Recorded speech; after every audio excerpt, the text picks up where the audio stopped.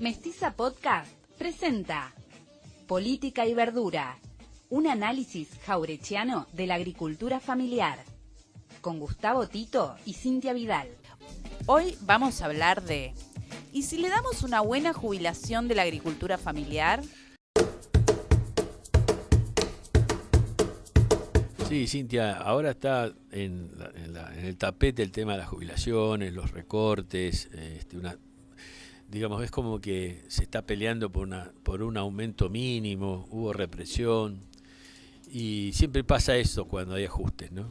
Y la verdad que tendríamos que empezar a salir de esta situación de emergencia y resistencia, a seguir haciendo resistencia, pero empezar a animarnos a plantear en la sociedad propuestas.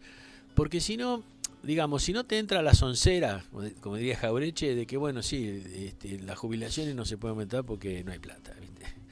Y nadie hace una propuesta. Y en realidad la agricultura familiar y los productores, los campesinos, necesitan una jubilación. Vos imagínate, ellos, si estuvieran en relación de dependencia, ya sea que son trabajadores rurales, se tendrían que jubilar a los 55 años por el Estatuto del Peón Rural, por el esfuerzo que hacen todos los días. El desgaste, ¿no? claro, sí. Eso si están blanqueados y trabajaron en una empresa y aportaron 30 años.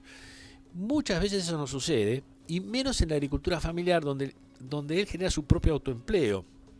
Entonces pasa a ser un monotributista, y si tuvo la suerte de estar como monotributista 30 años también, va a tener una jubilación de un autónomo, ¿no? Una mínima. Entonces, pero es importante plantear que este sector es necesario que tenga una jubilación, como todos, porque es el que produce alimento. O sea, es como que si vos no premiás o no cuidás a este sector, vas a tener un problema con la soberanía alimentaria. Y otro tema muy, muy recurrente es que el agricultor familiar tiene un trabajo que muchas veces le produce lesiones y situaciones, bueno, ni hablar de las columnas, estar agachado, carpiendo. Por eso siempre queremos, desde el INTE de la Jaureche, hablamos de tecnologías apropiadas, pero que humanicen el trabajo, porque los tipos deberían tener pensiones, ¿no? Porque ha habido accidentes de todo tipo, qué sé yo, hasta estás cosechando una ciruela y el ojo te entró una ramita y ya te quedaste con un problema de la visión. Bueno, en fin, esas cosas pasan y los productores llegan como pueden. Entonces lo que tenemos hoy es muchos productores que no tienen ninguna jubilación de ningún tipo. Y en realidad se podría hacer eso, de decir, bueno, el sector de la agricultura familiar tiene un registro, es el RENAF, el Registro Nacional de las Agriculturas Familiares. Están todos anotados ahí. Bueno, podría pensarse, bueno, para toda esta gente, ¿por qué no hacemos una moratoria y hacemos una jubilación que permita que empiecen a aportar y se jubilen y tengan un buen pasar gracias al alimento que nos dieron?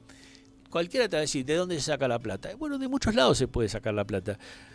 Hace un tiempo atrás, que ahora que lo suprimió el gobierno de Macri, estaba el Fondo Sojero, en donde a un porcentaje iba a las provincias para destinar a proyectos de desarrollo.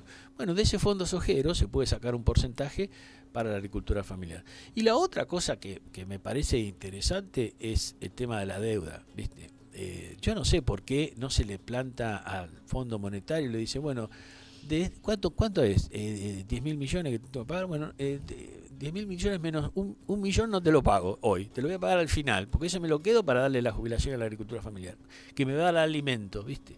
O sea, de algún lado se puede sacar. Y otro tema que es interesante es también, porque yo sé que muchos productores están en contra de los planes, qué sé yo, pero a mí me parece que los productores familiares tienen que tener siempre un ingreso mínimo mientras producen. ¿Por qué? Porque siempre hay dos situaciones catastróficas y perdemos gente que pueda producir alimentos. Cuando hay un cambio climático o una sucesión de hechos climáticos, como inundación, helada, sequía, la agricultura familiar no resiste, y siempre hablamos, pierde, no entra en crisis, entra en catástrofe, abandona el sistema.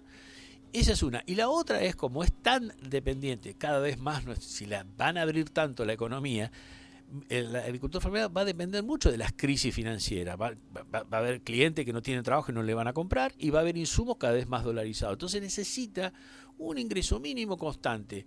Como en Europa eso se hace, un subsidio mínimo. O sea, un plan, en vez de una AUH, sería un AOAPA, o sea, Asignación Universal para la Producción de Alimentos. Y eso sacarlo otra vez, o el 1% de lo que se paga de deuda externa, o de las grandes exportaciones donde se le saca el 1% yo sí pago de uno para empezar a negociar, ¿no? Y ahí podríamos entonces estabilizar. Entonces el productor está tranquilo, porque se le quemó la helada, se inundó el campo, pero tiene como morfar, ¿viste? Y sabe que cuando cumpla los 55 años, puede descansar y no seguir en la quinta hasta los 80 años. ¿Qué es lo que sucede? ¿Qué es lo que sucede para que vos comas? Entonces me parece que este discurso cultural, esta antisoncera hay que presentar.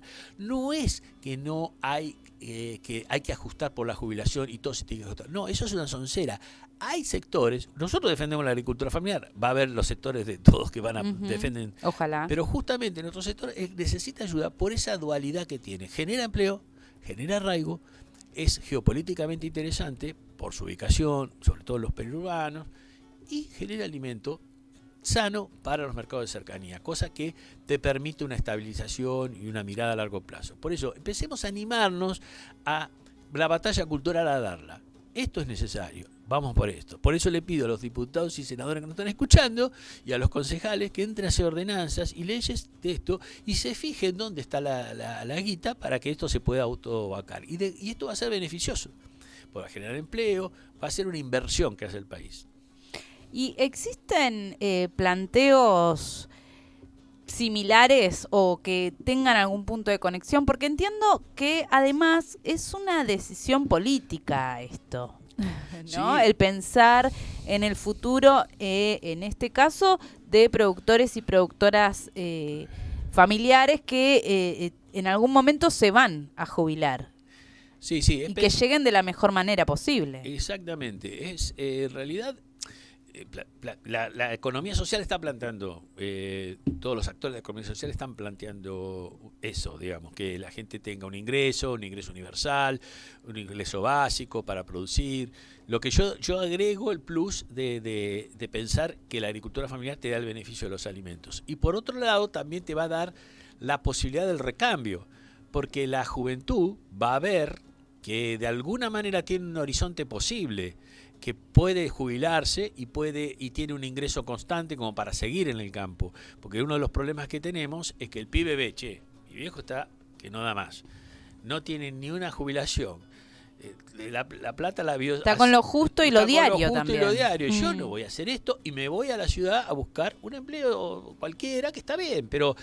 Y está bien que lo hagan los chicos, pero siempre hay algún miembro de la familia que se hace la reproducción ampliada. Que podría perpetuar, claro. Y además, con una visión de futuro, como tienen los jóvenes, con una frescura para la innovación, etcétera. Y bueno, estos también, viste, tiene este efecto colateral de poner plata ahí, digamos, por abajo, digamos, al sector que más lo necesita.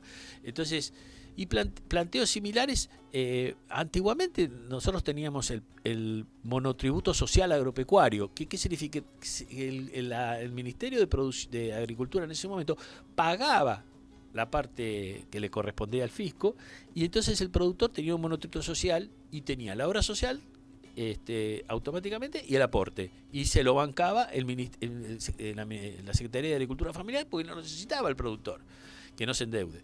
Lamentablemente lo dieron de baja apenas subió el macrismo y no le avisó a los productores. Entonces muchos productores pasaron a ser monotributistas y de golpe tenían deuda. Terrible. Hasta son ¿cómo se llama? Cretinos, digamos, de alguna manera. Pero justamente ese sector es lo que lo necesita. Entonces avancemos con esas propuestas, porque son interesantes. Además, los productores organizados lo pueden plantear, ¿no? También con las organizaciones, las cooperativas. Entonces le estamos tirando una agenda de laburo que de política y verdura apoyamos.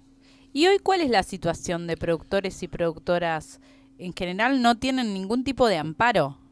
No, salvo que vos tengas el monotributo. Ajá. Y bueno, como monotributista aportás y ahí tenés tu obra social y como cualquier monotributista, o sea, cualquier hijo de vecino, lo cual está bien, pero como autónomo. Lo que digo es que hay que hacer una discriminación positiva para el sector, por este beneficio que genera su empleo a toda la sociedad. Y después los que están bajo patrón tienen el aporte del patrón, y hay un sindicato, no está Guatre, bueno, que se cumpla o no se cumpla, hay que verlo, pero está esa pelea ahí, ¿no? Y los 55 años para la jubilación, etcétera. Pero bueno, lo que pasa en general, sobre todo en la agricultura familiar, que no está bajo patrón, sino es él el patrón a veces su propio empleado, es que termina siendo un autónomo y cobra una mínima con suerte, o pelea una pensión por una lesión que tuvo, y cuando la tiene está pensionado. Pero bueno, nosotros hemos hecho bastante desde la Jaureche con los compañeros del ANSES, que cotidianamente los llamamos para resolver estos temas. Por eso surge esta necesidad de hablar esto en política y verdura, porque cada vez más la gente se nos acerca a la Jaureche, al INTA y a los compañeros del ANSES y preguntan, bueno, ¿cómo tengo que hacer? ¿Tengo que cobrar? ¿Cómo puedo? ¿Tengo una pensión? ¿Me voy a jubilar? Bueno, ese tipo de cosas son cotidianas, y una política pública sería muy sinérgica con un proyecto de desarrollo, y empecemos a plantear estas propuestas para hacer un proyecto de desarrollo nacional, ¿no? Ojalá, pues realmente que es muy necesario y sería muy interesante, incluso en términos de jurisprudencia, ¿no? De acá a todos los sectores que puedan realmente tener su derecho, ¿qué es eso? Exacto, reconozcámoslos a los agricultores familiares como un actor necesario para el crecimiento del país y apoyémoslo con todo lo que sea.